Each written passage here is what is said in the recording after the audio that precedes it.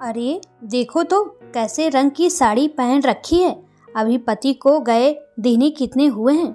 अरे बहन, दिन चाहे कितने भी हो जाए, विधवा तो सारी उम्र विधवा ही रहती है। शर्म हया सब बेच खाई है। लगता है ये शब्द साक्षी के कानों में गर्म शीशे की तरह पिघल कर गिर रहे थे, जो उसके आस पड़ोस की कुछ दकियानूशी महिलाओं द्वारा साक्षी के लिए बोले जा रहे थे। साक्षी को याद आ रहा था कि कल तक यही सब साक्षी की साड़ियों, उसकी मेकअप आदि की तारीफें करती नहीं थकती थी, और आज एक प्लेन साड़ी को पहनने को लेकर कितनी बातें उसे सुनाई जा रही है, सिर्फ इसलिए कि ये साड़ी रंगीन है और आज साक्षी विधवा। साक्षी के जीवन में अचानक से तूफान आ गया था, जो उसका सब कुछ उजाड़ गया था। ये अचानक से क्या हो गया? कल तक साक्षी के जीवन में बहार ही बहार थी। एक अच्छा, समझदार और प्यार करने वाला पति, एक बसा बसाया सुंदर सा घर, 2 प्यारे प्यारे बच्चे, कितना खुशगवार माहौल था साक्षी के घर का। सब कुछ उसके मन चाहा। लेकिन एक दिन ऑफिस से आते वक्त अचानक उसके पति नीलेश का एक्सीडेंट हो गया और हॉस्पिटल पहुंचने तक नीलेश ने दम तोड़ दिया। एक ही झटके में साक्षी की बसी बसाई दुनिया उजड़ गई। साक्षी तो मानो पत्थर की बुत ही बन गई। न उसे अपना पता था, न ही बच्चों का। अपने बेटे के सदमे को लेकर गांव से आए साक्षी के सास ससुर ने उसे संभाला, उसे सच से अवगत कराया।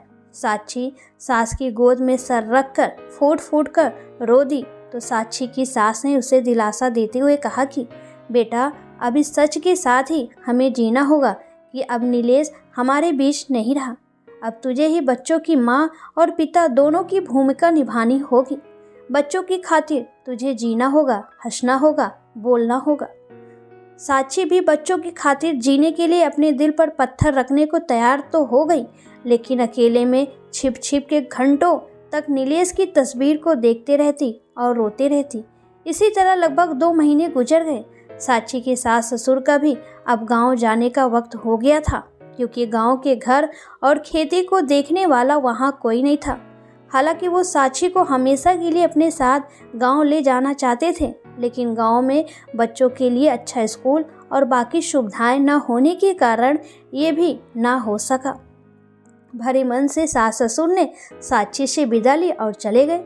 साक्षी के मायके वाले भी अब कभी कभार ही आ पाते थे, क्योंकि वो भी दूसरे शहर रहते थे। सास ससुर के चले जाने के बाद साक्षी एक बार फिर से अकेलेपन का शिकार होने लगी। उसने खाना पीना छोड़ दिया और तनाव में रहने लगी। एक दिन सुबह सुबह बच्चों को स्कूल भेजते वक्त उसे चक्कर आ गए और वो बेहोश हो गई। बच्चों ने आनन फानन में दादा दादी को फ़ोन कर रोते रोते घर आने को कहा। साक्षी के सास ससुर और साक्षी के माता पिता भी ये खबर सुनकर भागे भागे साक्षी के पास आए तो उन्होंने देखा कि साक्षी बिल्कुल कमज़ोर हो गई है। डॉक्टर से बात करने पर डॉक्टर ने कहा कि साक्षी डिप्रेशन में है। इसका इलाज उसका अकेलापन दूर करके किया जा सकता है। साक्षी के सास ससुर ने अपना बेटा तो खो ही दिया था, अब वो अपनी बहू को नहीं खोना चाहते थे, इसलिए उन्होंने साक्षी की दूसरी शादी करने का निर्णय लिया। इसमें साक्षी के माता पिता ने भी साहस अपनी सहमति दे दी। उन लोगों ने अपने ही एक दोस्त के बेटे से साक्षी की शादी की बात चलाई।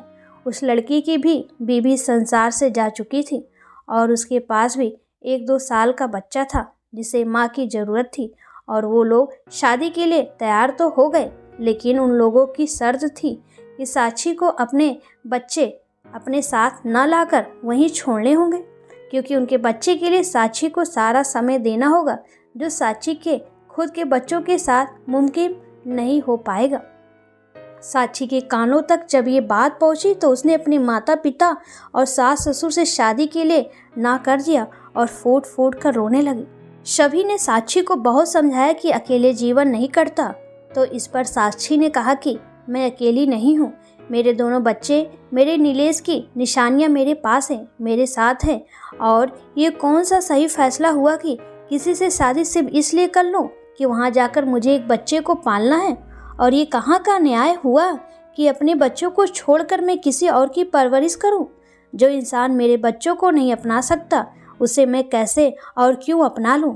जब एक पिता अपने बच्चे के लिए इतना सोच रहा है कि उसके बच्चे को माँ मिले और उसके बच्चे को प्यार ना बटे, तो मैं तो फिर भी एक माँ हूँ, और एक माँ होने के नाते मैं कैसे अपने बच्चों से उनकी माँ का प्यार और वक्त छीन लूँ। साक्षी की बातों में कड़वाहट के साथ साथ सच भी था, और सभी ने इस सच को स्वीकार किया। साक्षी एक बार फिर बोली कि मैं मानती हूँ कि नीलेश के गम में मैंने अपना और अपने बच्चों का ख्याल नहीं रखा। हर वक्त रोती रही, नीलेश के गम में बच्चों के साथ हंसना खेलना भूल गई, और ये भी भूल गई कि बच्चों पर क्या गुजर रही होगी। लेकिन आज मेरे बीमार होने के वक्त मैंने अपने बच्चों की आंखों में मुझे खोने का डर देखा है, और अब मैं अपने बच्चों को इस डर के साए में नहीं जीने दूंगी। अगर आप लोग मुझे इजाज़त दे तो मैं नौकरी करना चाहती हूँ, जिससे मेरा अकेलापन दूर होगा और मैं समान हो जाऊंगी।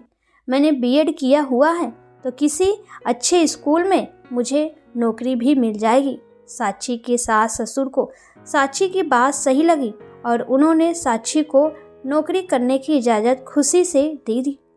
थोड़ा सही होने के बाद साक्षी ने कुछ स्कूलों में इंटरव्यू दिया, और सोने पर सुहागा ये रहा कि उसे उसके बच्चों के स्कूल में ही नौकरी मिल गई।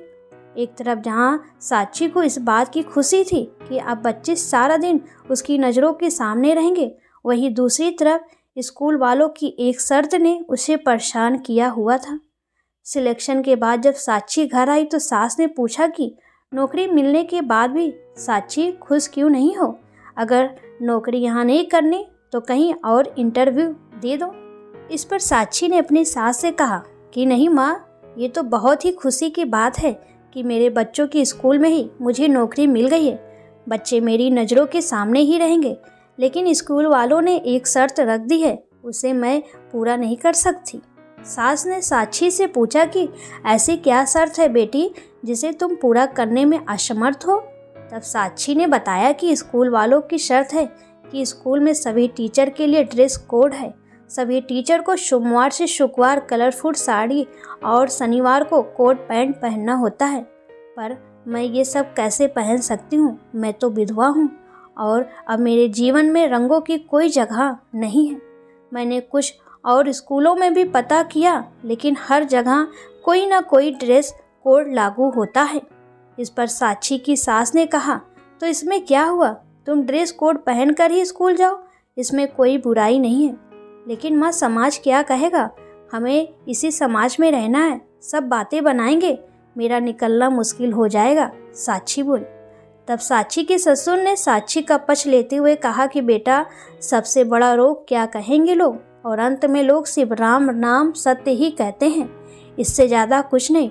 अब तुम मुझे बताओ, तुम्हें अपने बच्चों को पालना है या ये रोग पालना है कि क्या कहेंगे लोग? ससुर की बात साक्षी की समझ में आ गई, और उसने कहा, मैं अपने बच्चों को पालना चाहती हूँ पिताजी। शाबाश, साक्षी के सास ससुर एक साथ बोल पड़े। अगले दिन साक्षी ने स्कूल के मुताबिक साड़ी पहनी और सास ससुर के पैर छूकर उनका आशीर्वाद लेकर घर से बाहर निकलकर अपनी स्कूटी स्टार्ट करने लगी।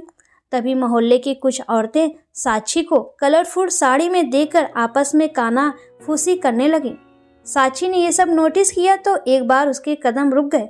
वो मुड़कर घर के अंदर जाने लगी तो देखा उसके सास ससुर उसके पीछे ही खड़े हैं, और उन्होंने सबके सामने साक्षी को ढेरों आशीर्वाद देते हुए कहा कि तू हमारी बहू नहीं, हमारी बेटी है, और कोई क्या बातें बनाता है उसकी परवाह मत करना, क्योंकि समाज ने औरत को हमेशा ही अग्नि परीक्षाओं में डाला है, लेकिन औरत का साथ कभी नहीं दिया। इसी समाज ने सीता माँ तक की परीक्षा करवाई थी, तो हम लोग उनके सामने क्या है? साक्षी, तुम्हें सिर्फ बढ़ते जाना है, अपनी पहचान बनानी है, अपने बच्चों को पालना है। ये समाज नहीं आएगा तुम्हारे साथ खड़े होने के लिए, तुम्हारे बच्चों का साथ देने के लिए। तुम्हें अपनी और बच्चों की जिम्मेदारियां खुद ही निभानी है। ये समाज सिर्फ नकारात्मक बातें बनाना जानता है, लेकिन तुम्हें सकारात्मक रहते हुए आगे बढ़ते जाना है। साक्षी की सास ने कहा कि आज साक्षी चाहती तो दूसरी शादी करके भी रंग बिरंगे कपड़े पहन सकती थी, लेकिन उसने अपने बच्चों और हमें चुना, अपनी खुशियों को नहीं। इस पर साक्षी के ससुर बोले कि साक्षी, जैसे तुम अपने बच्चों के लिए मजबूत रही, वैसे ही अब तुम्हें अपने लिए भी मजबूत रहना है बेटी।